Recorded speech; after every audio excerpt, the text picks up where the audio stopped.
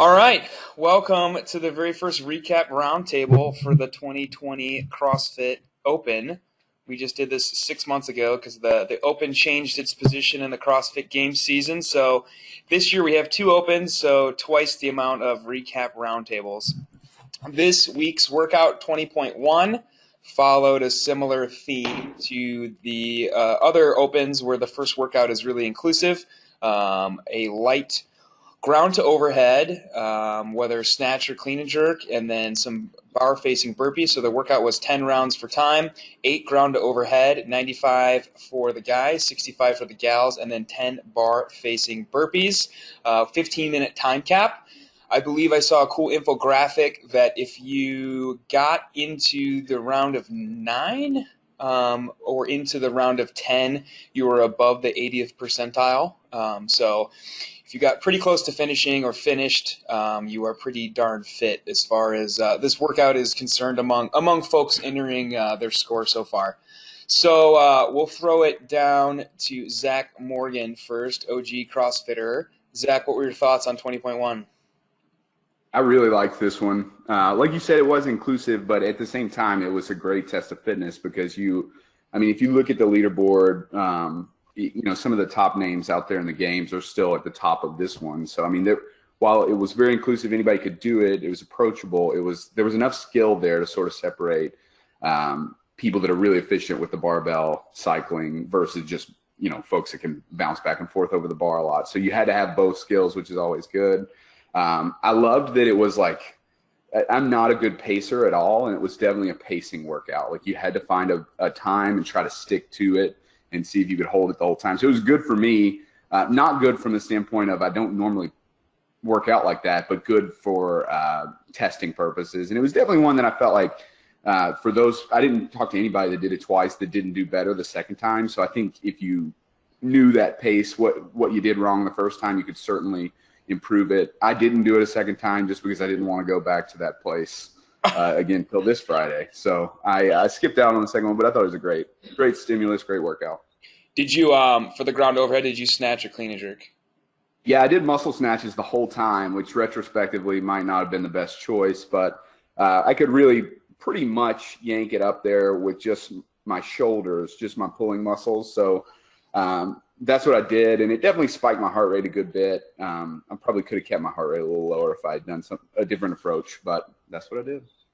Cool, right on. Do you think this is a workout that you could really improve upon? Maybe it shows up a year down the road, repeat? Yeah, definitely. Burpees I'm okay with like lateral bar burpees where you don't have to face the bar. Yeah. But anytime that you have to do bar facing, they always slow me down a good bit. And that's something that in the last year probably I've been hammering really hard. So I definitely think that would be the part that I would close the gap on, and then just finding probably a better pacing strategy next time. But either way, I think this would be a good retester, no doubt.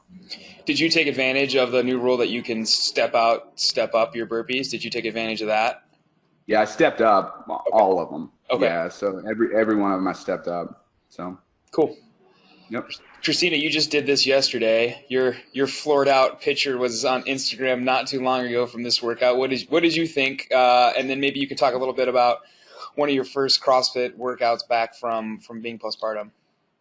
Yeah, so first thing is that I did not have pregnancy as an excuse for this open workout. So last time in 2019, I was pregnant and I could go as slow as I wanted and everyone would just think that I was a badass because I was pregnant and doing yoga. I am not pregnant anymore. And so postpartum is way different because I'm not having those same modifications. So for anybody who doesn't know me as a faculty member, I am not a CrossFitter. I am a weightlifter, which means that heavy clean and jerk triples are the extent of my cardiovascular fitness. So this had nothing to do with the barbell, it had everything to do with the fact that my heart felt like it was going to explode out of my chest from about the first round. So the first time I got through the burpees, I'm like, this is going to be a very dreadful 15 minutes for me. But I suckered my husband into doing it. He had to modify a bit for a shoulder injury, so he was doing dumbbell snatches similar to what Kelly did. But this is like so classic CrossFit. I was CrossFitting back in 2011 through to 2014, 2015-ish. And then kind of that was my season in being a CrossFit athlete when I started my business. But this was like that classic, like anyone can do it. Everybody's on the ground at the end of the workout. Pretty like just awesome CrossFit type of workout. So yeah, so I completed it and I was pretty proud. From a postpartum perspective, this is actually the first time that I've been doing any sort of like jumping style movements, barbell cycling under fatigue. And I was lucky enough that I was experiencing any sort of incontinence symptoms. So from a pregnant postpartum perspective, when you are cycling barbells and having that impact of jumping over the bar, that, especially as your body starts to get tired, is when women could be experiencing leaking symptoms. And so trying to do this RX would sometimes potentially be challenging because the modification or scale that I would think would be appropriate postpartum as you started to become symptomatic is to take the impact down, which would mean doing more of a step over, step in type of movement. So depending on the mindset of the woman that's doing that CrossFit workout, that would probably be, trying to figure out thresholds, especially in something like the CrossFit Open, where 110% is the speed that everybody is, going after. Yeah. Zach, I didn't mention, you finished in 14:36, I think I saw. Or did you finish faster on your redo, or is that your redo time? I didn't do a redo. Okay, so cool. Christina, did you finish, or what round did you get into? No. I was giving you the benefit of the doubt. I appreciate that. Thank you. No, I got into the round of 8. Like, I am not fit. But I did it, so that's all good. I think that speaks really well to kind of the long-lasting fitness effects of CrossFit, that you haven't been doing high intensity for years now, and you're still able to hang on for quite a bit of volume. Did you go RX on the barbell weight, I imagine? Yeah, and I snatched it. Okay. That was easier. I power snatched it, not full snatched, obviously. But yeah, weight was light. That part wasn't a problem. It was getting my breathing under control with the barbell cycling, which is cool because the points of performance for barbell cycling and making sure that you're breathing at the appropriate time is also the best way from a postpartum perspective to making sure that you're in proper alignment. So most of the time, like, the idea of coach first is going to help across multiple systems. Yeah, cool. Boss man, Jeff Moore, how about you? You did this yesterday too? First time? Yeah. When you guys say step up, do you mean that you went from your belly and stepped one leg at a time to stand up? Okay, I didn't do that. I just did regular burpees. Yeah, you could have done better then. So what Jeff's talking about is a new rule from, not last year, I guess technically last year, the 2019 Open, is that you don't need to jump down and jump up on a burpee. You can step one leg down, drop your chest, step one leg up, stand up for a burpee, all burpees, but it was advantageous for this movement because you could step one leg up and then jump from that lunge position over the bar, which would speed up your burpee cycle time compared to jumping all the way down, jumping all the way up. That would have helped a lot. Yeah. I didn't do that either, but I don't feel like that would have helped my burpee cycle time. I needed all the time to gasp for air at the top of the bar. Yeah, but I mean, overall, I loved it. I got into the last round, so I got into the 10th round into my power cleans, clean and jerks, and I enjoyed the whole workout. I mean, that's a workout that for me is fun. I mean, the bar is a reasonable weight. I actually don't mind burpees. I'm just an efficiency nightmare, Alan. That's the bottom line. Like, my coach was saying, dude, you're jumping way too far over the bar. Your turnaround is really sloppy. A lot of times I'll catch my clean in a funny spot, so I have to wait a second before I can push it up. So, like, if you watch my effort, it's just an efficiency nightmare. It wasn't even so much, I don't think, cardiometabolic as it was I just really suck at moving through those things in a really efficient way. Yeah, this is a workout where if you're taking a second to re-rack the barbell before you jerk, we're doing it 80 times, so we're literally losing minutes off your time. If you are jumping over the barbell and then making a full turn, again, you're losing a second or two there every rep, 100 reps, losing minutes at a time with little inefficiencies like there. Cut you up pretty good. Yep. Yeah, but the same is true for locking out on the top. I had a few no reps because I would get a little bit clumsy as far as getting my arms and legs locked out. So all of those things added up, and I could tell they were getting worse in around 8 and 9. And going into 10, I knew I was going to have a hard time finishing because I was getting all jacked up. You also got into eight rounds, right? No, I got into number 10. Okay. I did 165. So I did 3 of my clean and jerks on the last round. Okay. And you only did it once. You did it yesterday for the first time, right?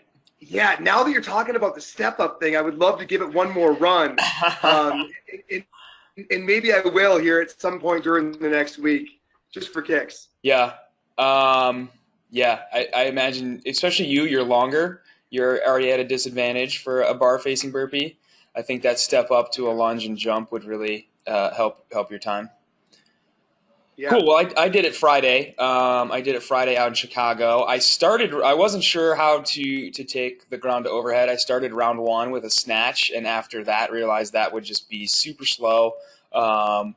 Much more efficient at cycling a power clean to a push jerk. So round 2 and beyond, that's what I did. Like Zach said, this is totally a pacing workout. And in my mind, even though I was out in Chicago, I heard Mitch's yelling in my brain, which is slow down on your burpees. I have a tendency to win the burpee portion of any workout and by nature lose the rest of that workout.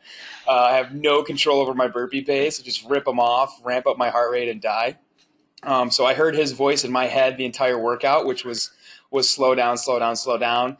My initial splits were I thought fast, but actually slow at around 120, 130, and then slowed all the way down to 2 minutes a round in round 9 and just ran out of time. So got time capped with 9 burpees left the first time. Had a little bit of miscounting too by my judge, but I forgive her. I think I did 9 clean and jerks one round, and I definitely did like 12 burpees one round. But came back Monday, yesterday, had Mitch Babcock write out some pacing for me, which seemed aggressive, but trying to hold 110 a round. I managed to do that all the way through round 6 and then fell off a little bit, but finished pretty close to Zach at 1435. So definitely made up a ton of ground just by, like Zach said, getting a better control of pacing and knowing where I was at and paying attention to where I was at in a workout. I like this one. If it was awful. I think if you did it right, you really had to challenge yourself. I thought I felt bad Friday. I felt way worse yesterday. I felt like I had to get my organs outside of my body and cool them off as soon as possible. I felt really bad that last 30 seconds of round 10 trying to finish. I was not feeling well I spun on the bike for 45 minutes just staring at the garage door, just not feeling well for a very long time. So I think if you did it right, that's kind of the stimulus you got from this workout, kind of that breakneck pace. I thought it was a fun one. I liked how many people at our gym were able to go RX because even though it is a ground overhead, it's lighter. Most of the guys can hang with 95 pounds. Most of the gals can hang with 65.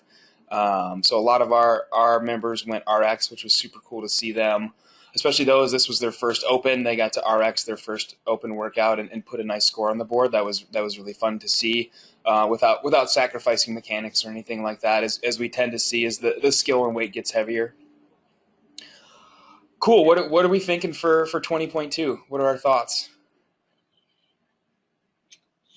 My thought is that gymnastics starts to come in. That's always what happens in the second workout. Usually probably lower-ish skill gymnastics, like a pull-up or a toes to bar, I think will come in before we start seeing some of the higher level bar muscle up, chest to bar, strict handstand push-up things that'll come later on in the workouts. Yep. But yeah, probably starting to hang from a bar a little bit. Yep. Zach, Jeff, thoughts? Yeah, I would love to see that stuff Christina's talking about. That would make me very happy. But That's when you're going to see if I have any residual skill left from CrossFit is when I have to start hanging from a bar and try to do some things. I wouldn't mind seeing something like that. And I think that workout that was in there last year with like the ascending squat cleans and the toes to bar, like I don't think it'll be exactly like that, but I would love to see something like that where you kind of still hit a heavier barbell a few times. And like as you get further in the workout, maybe that gets harder. I like when they do that because I do feel like you have to have the fitness to get to that heavy barbell, but once you get there, you really start seeing a huge separation between the really high caliber athletes and the more moderate. So I've only dabbled in this last year and this year. Do they intentionally kind of hold off those real separating moves like muscle ups and things for later weeks so everyone can kind of participate and then you get floored as you get nearer to the end? Not always, but it definitely becomes a factor. A workout like 15-2 was a light overhead squat in box jumps. So again, that's kind of from a movement complexity, simple, but from a barbell weight and overhead squat weight, definitely ramps up a bit. So it doesn't necessarily go right to higher level stuff, but it tends to ramp up in difficulty from the first workout. There was a couple of years with CrossFit before where the last workout was also like a burner, low skill, like kind of like this kind of gross workout, but shorter time domain. They've done that a couple of times. They've done that in the regionals as well, where the last workout is just super fast sprint, low skill, high mental toughness and grit. So I think they've kind of been all over the map. We saw that last year. We saw 19-2 was the double under toes to bar with the continual. Each round you got through, the squat clean got heavier and heavier.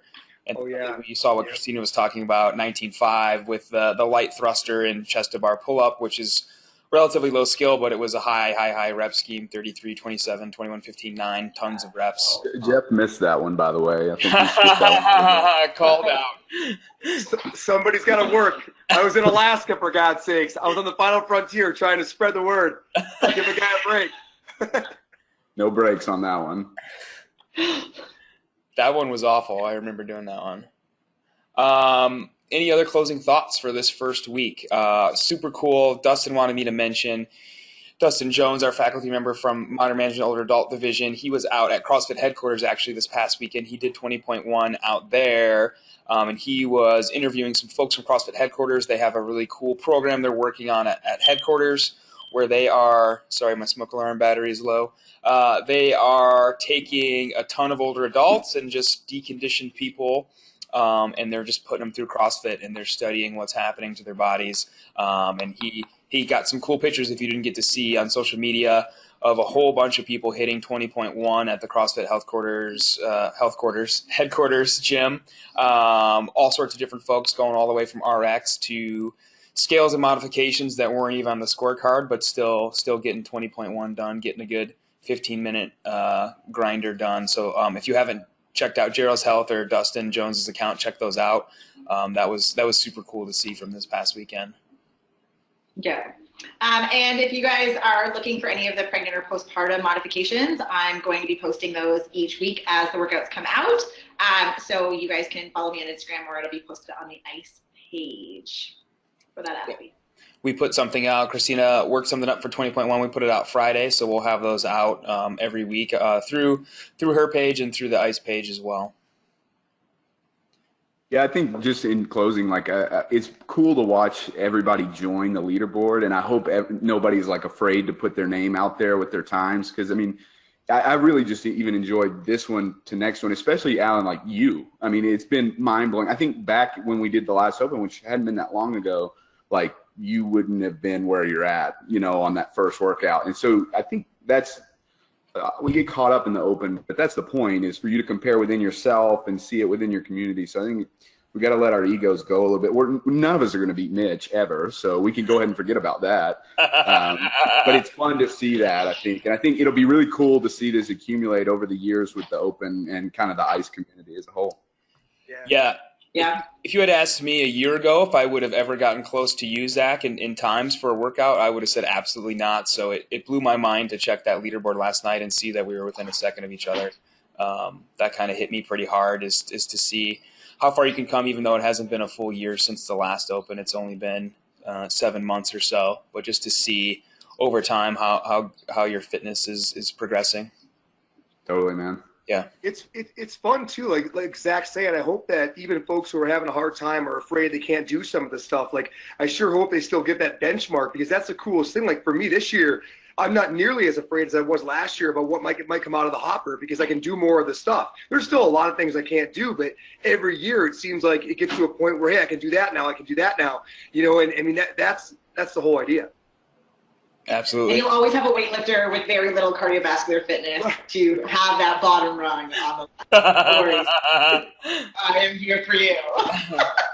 For those who don't know what we're talking about, if you're signed up for the Open, go on your games.crossfit.com account. In your profile, it'll ask you to put out some hashtags. If you put in Ice Physio, it won't let you use the hashtag sound. Just type in Ice Physio. You'll be added to our dashboard, and then there's another spot where you can create a custom leaderboard, and you can make a leaderboard and track everybody who has that hashtag on their profile. So you'll see all the folks in the Ice Physio community who are on the leaderboard, and I agree with what's been said. Not even really looking at times. I was struck the other day just scrolling through the massive amount of people who are on there who've added Ice Physio to their hashtag just to be in a little community within a community, to have a little bit of fun competition and just be involved with each other that way. That's been super cool to see. Love it. Cool. If there's nothing else, we'll wrap it here. We plan to try and get these done every Tuesday through the Open. We used to do these Monday, but that didn't make sense because half the people on the call hadn't done it yet, had been traveling and teaching that weekend. So we'll be doing these on Tuesdays and then trying to get it out on the podcast and video by Tuesday evening so that you all can hear our recap. Try and get a little bit more organized for next week so we have more than 4 people on here. It's always nice when there's like 10 people on here if we can make that happen. But we'll go with what we have every week. So thanks, team. Thanks, Jeff. Thanks, Zach. Thanks, Christina. We'll see you all next week on Recap Roundtable. Bye. All right. Thanks, Bye, Alan. guys. Later. Yes.